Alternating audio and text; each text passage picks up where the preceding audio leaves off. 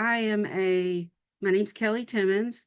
I am a middle-aged white woman with graying blondish hair and a little bit on the gray and a lot on the blonde because, you know, I'm wearing glasses and I have on a blue t-shirt with a white button-down shirt over the top of it. My pronouns are she, her, and as you can tell from my voice, I live in the South. So I will try to not lapse too far into my dialect so that you can understand me better. Um, I want to thank April and Mary and for providing this wonderful platform that we can share our mission with with you guys. As Mary said, it is an important one, and we have found that it is exponentially growing. And with the problems in our world right now, as far as food supply chain information, we believe that local is the way to go. So uh, this initial program that we're going to do today, it will describe to you various parts of what food justice means. There are terms that the stakeholders use to identify issues, impacts, and also solutions. So today, what I'd like to do is start you out with some vocabulary, some basic ideas, and also a little bit more about Kelly's Kitchen. So for now, I'm going to share my screen. Wonderful. Thanks, Kelly. While you're pulling that up, this is Mary. I just want to remind people, if you have questions, feel free to put them in the chat, or you can use your hand raise option and we will call on you when there's a pause. So go ahead, Kelly. Okay. Introduction to Food Justice with Kelly's Kitchen. So, a little bit about me. As I said, I live in the South. I live on the coast of South Carolina. I am an avid boater. I like sailing. I enjoy kayaking. I enjoy being in or on the water at all times.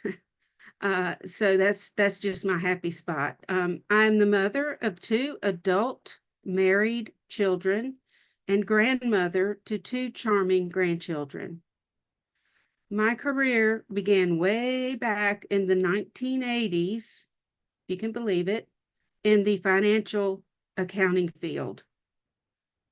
There I stayed as I raised my children, and as I got a little older, the kids left the house. I thought, I've always wanted to make my mother's bread and butter pickle recipe and sell it to people. So in 2010, this is when my foodie career started. We decided to start a family-owned and operated specialty food manufacturing business. Now that's a lot of words for saying we made pickles. But that's what we were. We specialty foods also include things like barbecue sauces, Bloody Mary mixes, sauces, jams, jellies, all of that. Those local products that you see are usually a part of a specialty manufacturing business. They have to be made in small factories because large manufacturing businesses just can't function on that level. So all of our products were handmade, hand packed. We use local farmers in the Charleston, South Carolina area. And by the end of the 2017, I guess, we were up to over 100 products, about 35 different brand lines. Some of our customers were local. They may be a local professional, a banker, or whatever, all the way up to national uh, brand lines that wanted their products made, handmade with local products. So we had fun doing that. And during this time with my work with the farmers, I became aware of the quantity of food, good, healthy, nutritious food that was being thrown away as trash. And I'm talking about 35 to 40% of the food that is grown is good to eat and is thrown away. Um, so towards the end of my manufacturing business, I partnered with a tomato farmer, and we made a few products for him. And uh, I just became more and more aware of the waste, and just felt like I couldn't stay in that business, and I wanted to do something to address the food security issues in my town, Charleston, South Carolina, the center of the foodie world at the time, all the big chefs and all that there. And my neighbors were having to eat out of the convenience stores, liquor stores, uh,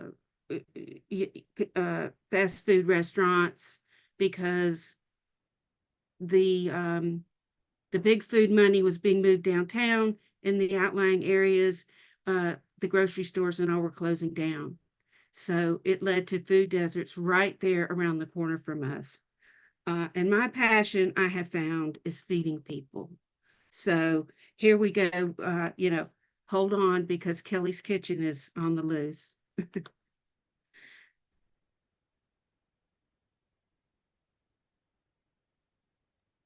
Okay. What is Kelly's Kitchen?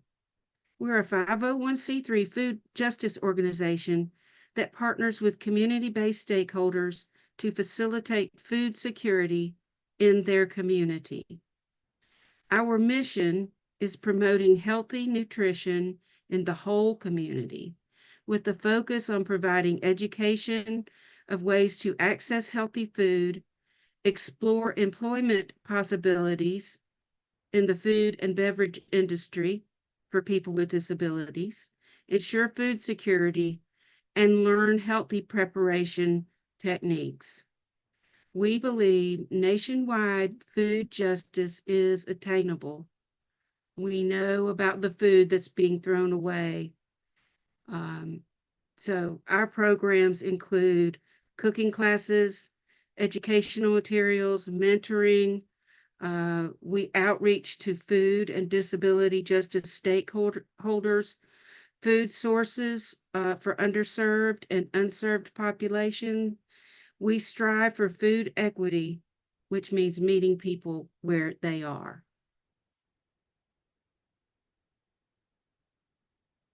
As this graphic shows, equality is not the goal.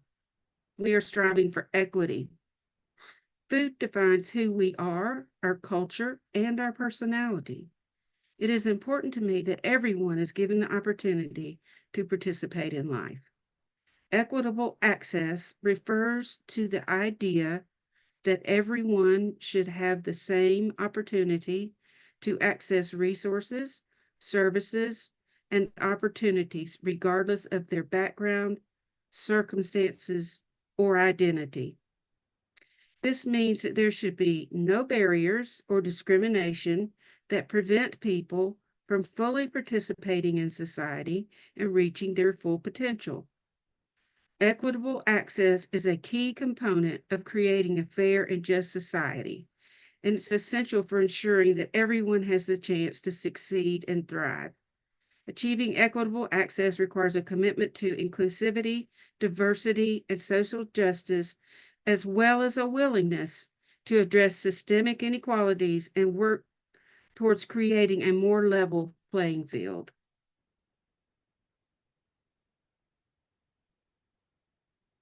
Okay, so now we get to the nitty gritty. As you see on your screen, these are some terminology that folks in the food justice world use to define uh, the level of food security, or what the issue is that's going on in the community. Okay, so some of these you might have heard. They may not mean what you think they mean. So I'm going to explain those. The terms are food security, food insecurity, food desert, food swamp, food waste, food waste reduction, food sovereignty, and food regime.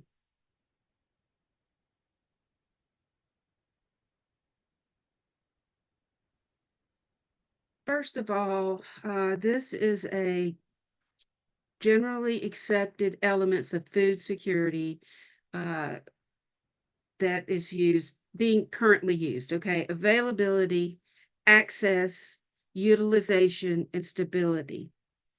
Excuse me, availability simply means the idea that healthy, nutritious food is readily available in your area, period. Very simple, right? Availability. Is it there? Can I get it? Access refers to the concept that people have the resources to purchase or acquire healthy, nutritious food. This includes having enough money to purchase food and pay rent. Access to healthy and nutritious food is a basic human right, yet many people in our communities face challenges in obtaining it. The concept of food deserts refers to areas where there's little to no access to fresh, healthy food options, often due to a lack of grocery stores or markets in the area. This can lead to food insecurity, which is defined as the lack of consistent access to enough food for an active, healthy lifestyle. Utilization refers to a person's physical ability to properly profit from available food.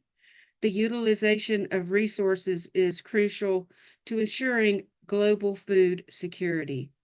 This involves managing our land, water, and energy resources in a sustainable and efficient manner.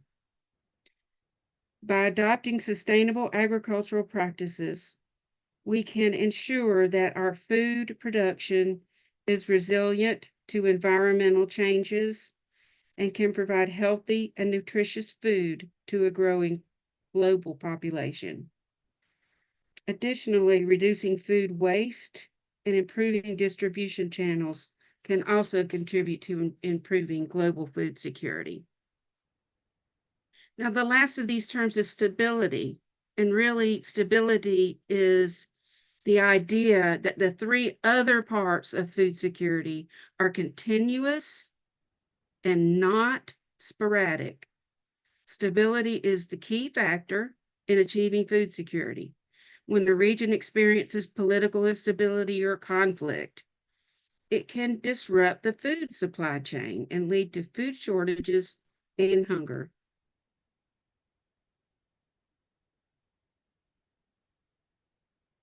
By promoting stability, we can help ensure that all people have access to the food they need to live healthy, fulfilling lives. Okay, so now I'd like to tell you a little bit about the five um, main food insecurity causes.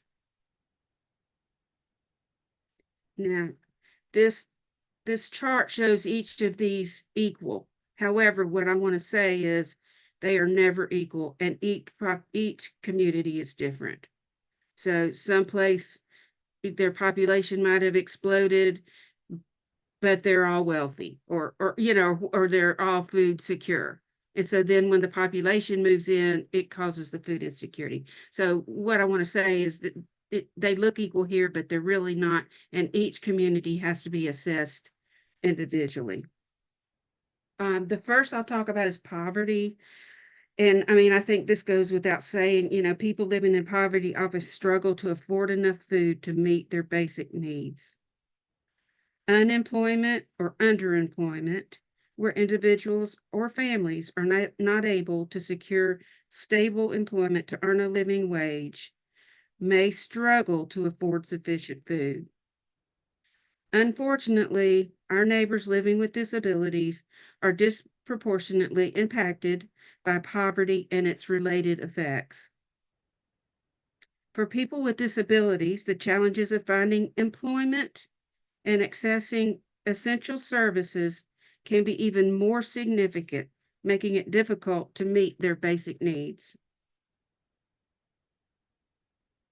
The next topic I'd like to talk about is natural disasters or environmental, such as floods and hurricanes and droughts. Obviously, climate change now is exacerbating this issue and causing more frequent and severe weather events. Uh, I don't know if you're aware, last winter, a lot of peaches froze, which is a big crop in South Carolina, and it seriously affected. It just took a ripple effect amongst everybody else in the area because of the poverty didn't allow these folks to be able to go and do what they needed to do to get the food necessary. So anyway, that's just a little anecdote, but it happens all over. It can happen anywhere. It can happen in any community uh, where the natural disasters or the environment causes a problem. As far as health, people with disabilities often face unique challenges when it comes to maintaining good health. These challenges may include physical limitations, difficulty accessing healthcare services, and lack of awareness about available resources. Despite these obstacles, it is important for individuals with disabilities to prioritize their health and well being. This may involve working with healthcare professionals to develop personal care plans, make modifications to one's daily routine to accommodate physical limitations, and seeking out support from community organizations or advocacy groups. Now I'd like to talk about population, which is another obvious one. Is this when you have more people to feed, you have less food for each person. And one of the big problems that we have is with the larger farms that they're not sustainable, and they are can be destroying the land. So working towards smaller, sustainable farms, local farms, who focus on the food that the local population needs for their health. Um, so we have some options, and of course, we're going to talk about those in another class. But I just wanted to just sort of mention that we, we're not all doomed. Okay, there is an answer, and we're going to find it together. So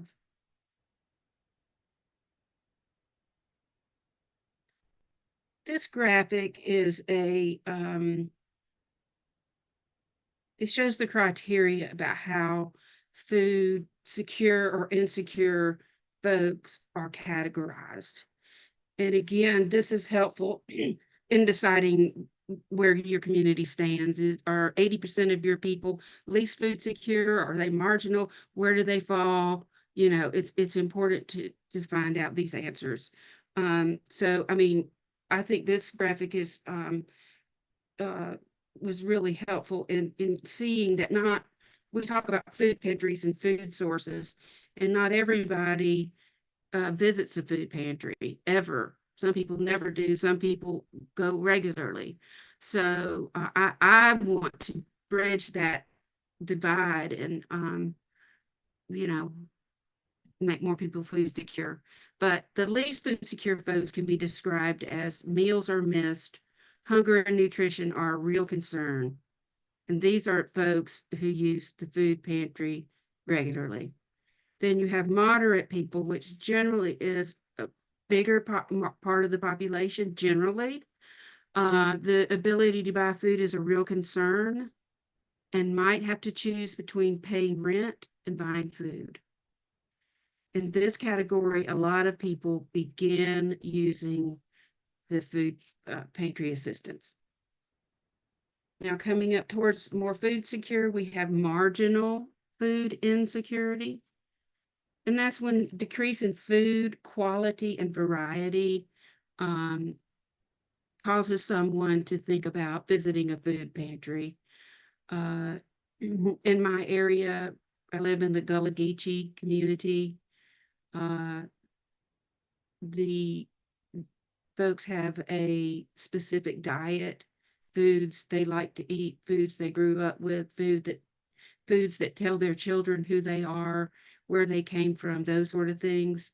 So they may decide, yes, I can go to the grocery store and buy something really beautiful, but I can also go to the food pantry and buy some local food that a local person grew. Um, and then most food secure is the ability to purchase food without restriction and almost never visits a food pantry.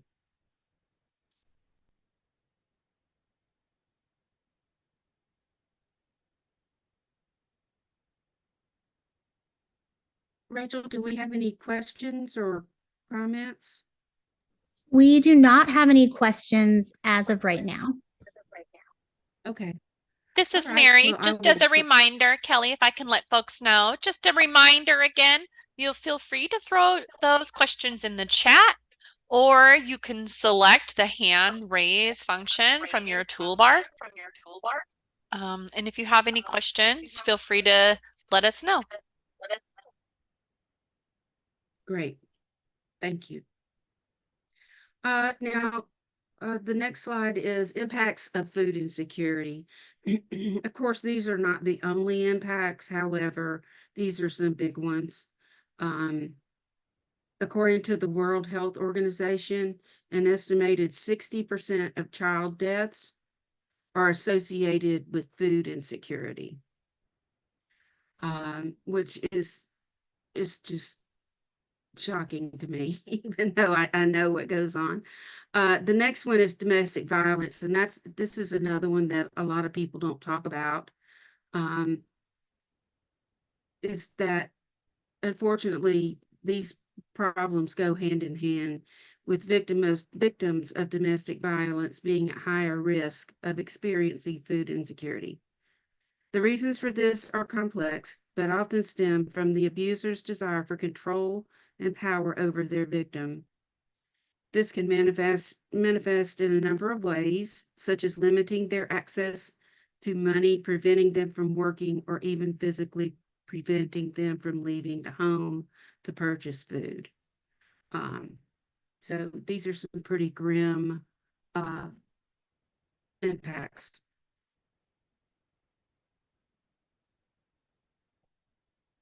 Now, there is a difference between hunger and food insecurity. They're related, but they're two distinct concepts. Hunger refers to the physical sensation of discomfort or pain caused by lack of food, while food insecurity refers to the lack of access to enough food for an active and healthy life.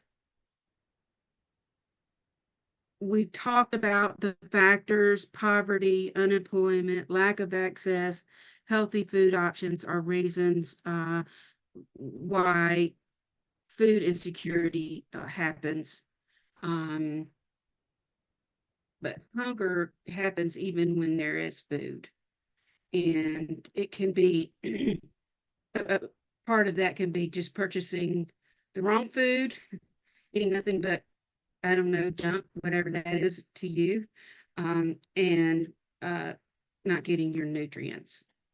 So it's not just about people having enough food to go in their belly. It's also the food that's going in the belly.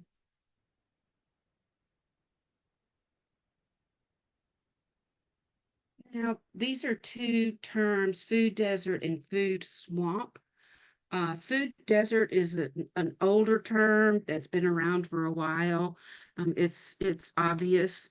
I mean that it's an area where there's little to no access to affordable fresh produce, whole grains, and other healthy foods. In these areas, the grocery store or the local markets have pulled out because of the population change, population's moving. They don't have enough customers in a particular area to support their store, so they leave, and nothing smaller comes in to replace it. What comes in to replace those areas are generally unhealthy food options, such as fast food restaurants, convenience stores, and liquor stores. And yes, liquor stores sell snacks, and I know people who feed their children out of them because it's the closest store where they can get anything to eat on their own. So food swamp is as big a problem as a food desert, really.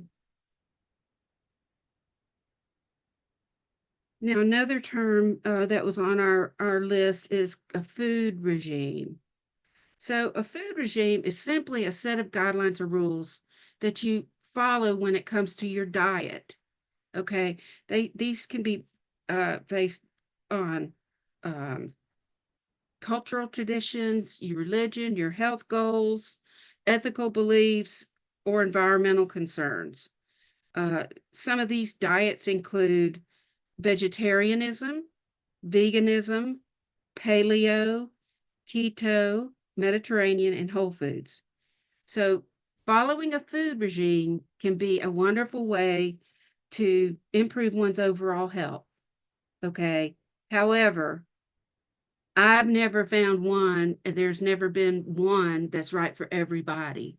Some people need more protein, some people need less salt, it's all over the place. So that's why, you know, well, one of the reasons I believe that people get confused with, they say they're going on a diet or whatever. Not only do you need to eat healthier, you need to also eat balance. That's another big part of it. So if you're on a food where you eat nothing but broccoli 24/7, then that's not, I mean, broccoli's great for you, right? But you don't want to eat it all the time. Um, so there are many of these, and we will talk about more food regimes in a um, later session when we talk about nutrition. I believe that's next time. So the last term I want to leave you with today is food sovereignty. And food sovereignty is a concept that promotes the right of individuals and communities to control their own food systems. It recognizes that food is not just a commodity, but a fundamental human right. This means that people have the right to healthy, culturally appropriate food that is produced in a sustainable way. Food sovereignty also emphasizes the importance of local food systems and small scale farming. It values the knowledge and expertise of local communities and supports their ability to make decisions about their food systems. This can include everything from deciding what crops to grow, how to distribute and market the food. In addition to promoting sustainable agriculture and local food systems, food sovereignty also addresses broader social and economic issues. It recognizes that many communities face systemic barriers to accessing healthy food and seeks to address these issues through policies and programs that promote equity and social justice. Overall, food sovereignty is a powerful concept that has the potential to transform our food systems and create a more just and sustainable future. By placing control over food systems in the hands of communities, we can build a more resilient and equitable food system that benefits everyone.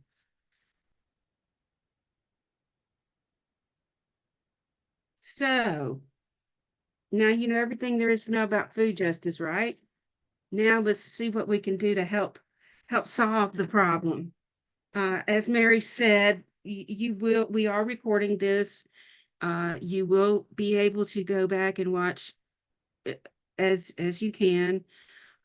Also, we have some resources from Kelly's Kitchen, which will give you links and other helpful information on how to contact us, how to contact someone in your community, and get a part of solving this problem, because really it's going to take us all.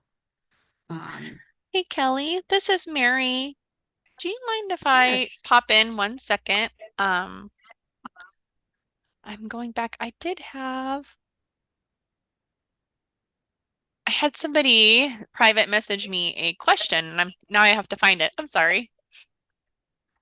And then before we show our video, if you don't mind if we can take a quick stretch break, and we'll drop some of the links in the chat and all that good stuff, give people a chance for some questions. Oh, here we go. Tasha is wondering, will there be any discussion on food apartheids? Is this something that's also recognized? Yes, it is. And really, that kind of falls under food sovereignty. Food sovereignty addresses food apartheid. That's, and yes, we will talk more about that when we get to solutions, in I think the third or fourth session. Awesome. Thank you, Kelly. We do have another question in the chat, Kelly. Amy wants to know, do you work with a nutritionist in your programs to ensure long-term shifts in diet for participants who have lived food insecure intergenerationally? So we are not a nutritionist. No one at Kelly's Kitchen is. However, we can connect a person with resources in their community to pursue that goal, because that's a really cool one. And more people, I wish more people would do that, because then we could have the data and the science behind it. But we don't do that, but we can certainly make a connection.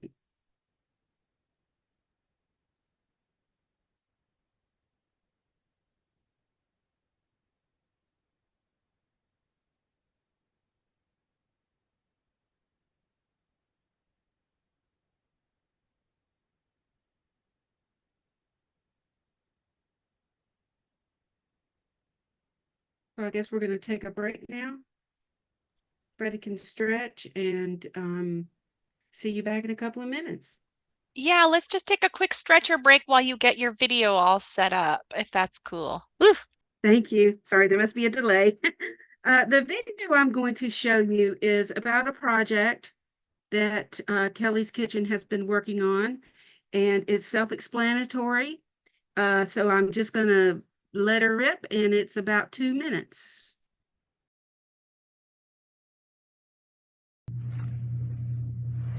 A frequent question that we get at Kelly's Kitchen is, how do I find food in my community? And each state has a food bank that's in charge of allocating resources to their food pantry partners. And while some food banks have 12 partners, some have hundreds.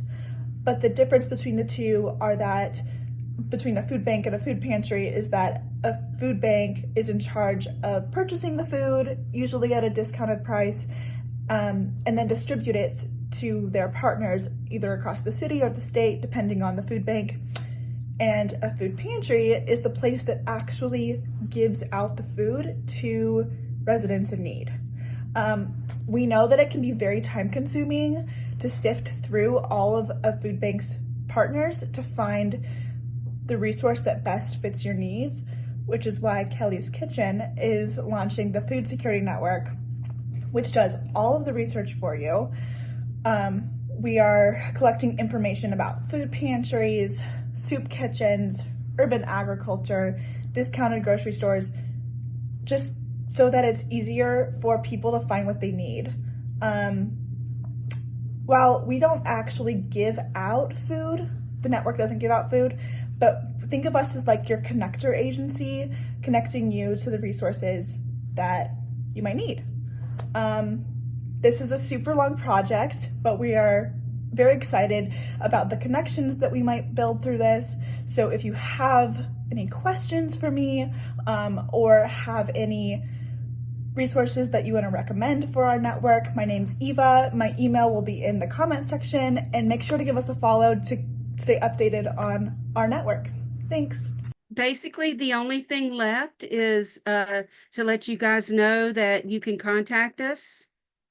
If you have resources, need to find out resources in your area. We're an email or phone call away. So we'd love to hear your questions. And I believe there's going to be a survey after this is over. So maybe you could share questions and comments at that time.